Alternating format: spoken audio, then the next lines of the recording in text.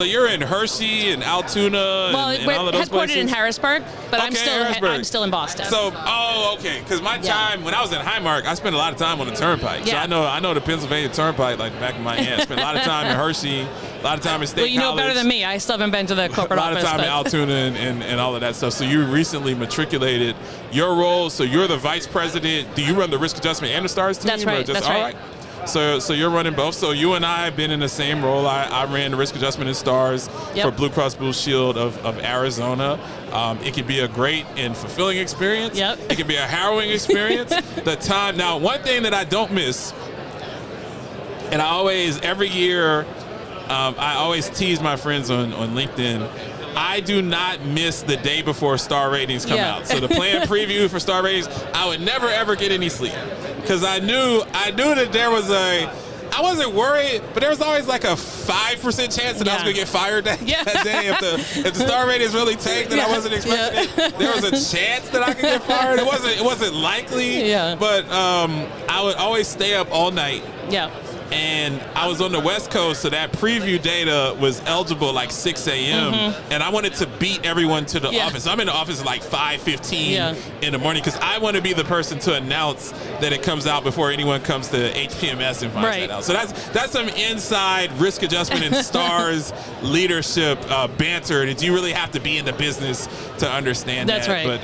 But Deb, so thank you for coming on the show. We really appreciate having you. It's always great to have gurus and leaders and people that have been in this business that understand this business. So before we get started, how are you enjoying the conference? What is it like to be back out here with your colleagues, people I've seen that you've probably been working with, 20 years in the industry, people that you've known, friends, and actually to be able to see people's faces. See faces. It's not just a bunch of N95s with glasses and eyes. It's really great to me to be back out here. I've been to a lot of conferences that were pretty small, but this feels like what Rise used to be. It does, so it's really it does. I completely agree. It's so exciting to be back here. So many faces that I just haven't seen, but the same faces, right? The same faces have been in this space 20, 25 years. The funny thing is, so I was talking to my mentor, Hassan Rifat, who I used to work for at Windsor Health Plan here in Nashville many years ago. And he was like, well, James, he was like, now you're the old guy. He's like, there's so many young people that come out of college and got into risk adjustment in grad school. And he's like, now you're the guy that's been in this business for 15, 20 years. Yeah. You're one of the OGs. And I was like, wow, I never even thought about that. Because I see people like Haas, I see people like Jimmy Lou over at the change table. Exactly. People that I've looked up to and been in this business with and have guided me through for many years. But now, people like me and you, we've been around, and now people are looking at us. It's a very interesting dynamic. What are some of the things that you've had a chance to pick up at the conference? Some of the sessions that you one of my favorite sessions actually occurred yesterday. Dave Myers hosted it. Yeah, Dave's great. Dave was great. Dave's one of my co-hosts. Yeah, and Sean was on. Of course, Sean's always great to hear. Yeah. Really good panel, great conversation around the differences between the types of audits that are occurring. Yeah. Some sprinkling of inside sort of best practices, which I think for folks like you and I have been doing this for so long, it's not really new, but for many of the younger folks, it's a lot of new information. Yeah, it's just it's scary. It's so good that you put it that way. One of the things I love about risk adjustment and STARS, you can't Harvard your way out of this. Yeah.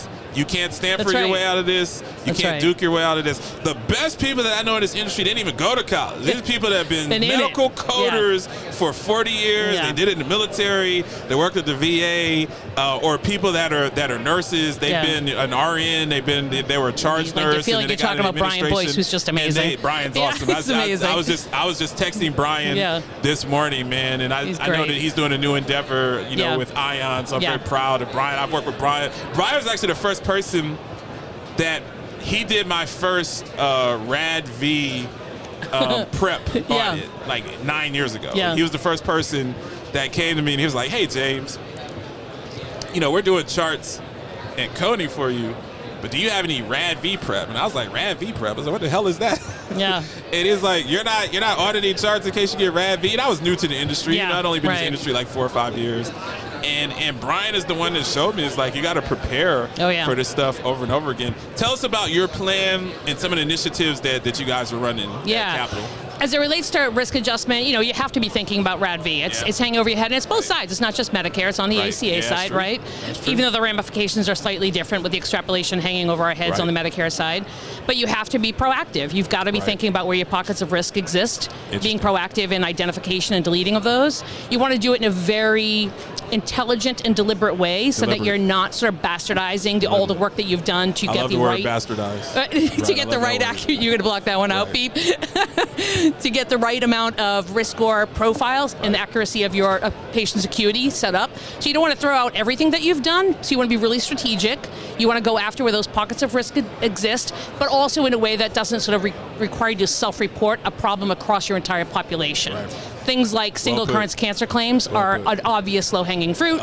Right? Your things like sepsis, things that belong in an inpatient setting that are happening in an outpatient setting. They're the easy things. Anyone that has sepsis, there's no inpatient setting. Like, you're not coming to the hospital with sepsis. Hey, take a couple of Advil. Like a heart attack. You cannot have a heart attack in an outpatient setting. Stroke versus history of stroke. Exactly. And those are just the common ones.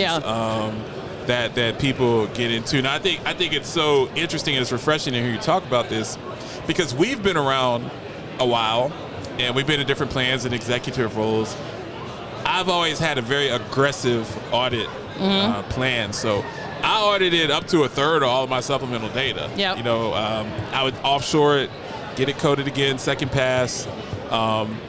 If the audits look good, maybe I go down to 15%, maybe 10%, but I've never ever had less than 10%. So if I'm pulling 200,000 charts, I'm auditing 20,000 charts. That's and that's the bare minimum. I might be auditing as much as half if I'm somewhere where I'm concerned.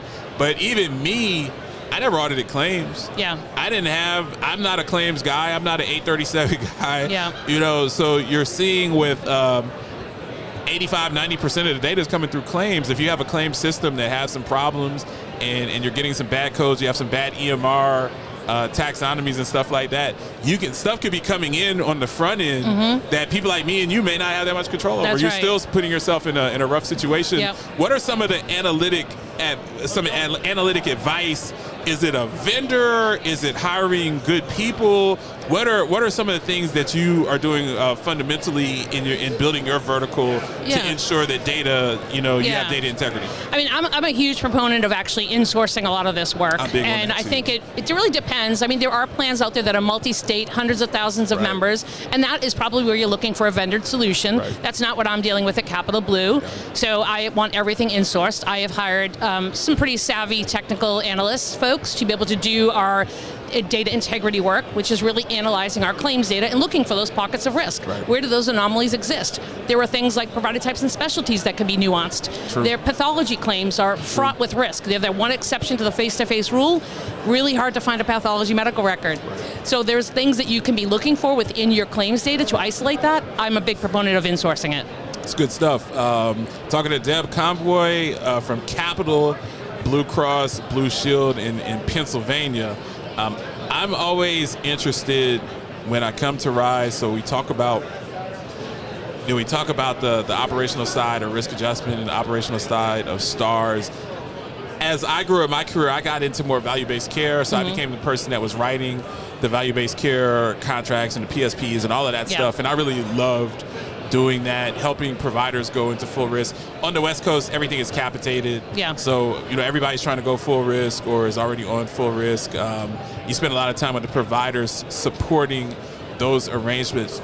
I love talking to women in leadership. RISE, they do a phenomenal job about highlighting our female leaders in this industry and giving them their flowers, and deservingly so. It wasn't until I became a vice president and I realized that the other VPs that were just as qualified as I am, maybe even more qualified, were making $40,000 less than me.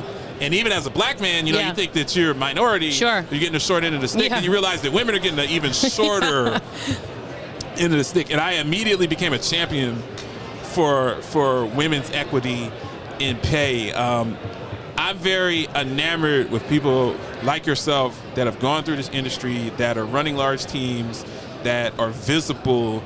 Tell us a little bit about your leadership style and some of the cornerstones What do you use to build your teams? How do you do your one-on-ones? Sure. How do you evaluate when you're hiring Yeah. individuals? What makes a great culture? Yeah. Whether it's at Capital, whether it's when you were in Massachusetts, what are some of the things that make a fantastic culture? Yeah, I think the first and foremost for me is when I think about building a team that's really bought in, is the passion that comes with the role, the work that we're doing. It's all about the Medicare beneficiaries, instilling that passion in your team, in that you exude yourself, and I'm definitely a very passionate person about this work. I think that's a big part of it. Building the leadership team around me, I'm looking for not just skilled people, experienced people. This is one of those areas, you touched upon this earlier, James. It's not like you can just come out of school and know it.